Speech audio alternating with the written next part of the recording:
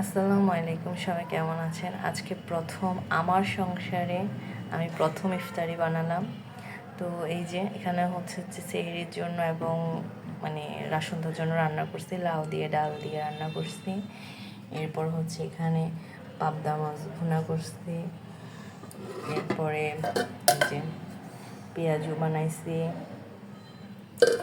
সব কিছু আগে ভাগে গোছ গাছ করে রাখছি।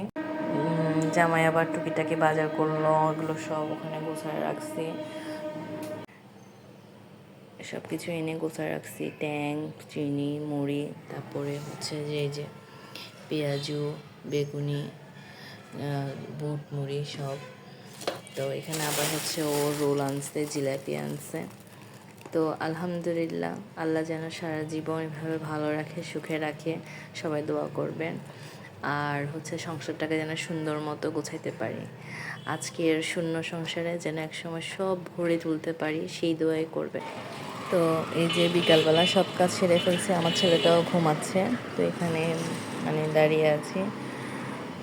সবাই আমার ছেলের জন্য দোয়া করবেন, যাতে সে মানুষের মতো মানুষ হয়, অনেক বড় করতে পারি তাকে। এই যে আম্মু যে গাছটা দিছিল, সবুজ সবুজ পাতা, দেখতে খুব ভালো লাগে। আর এই জায়গাটা হচ্ছে আমার বাবার খুব পছন্দের একটা জায়গা।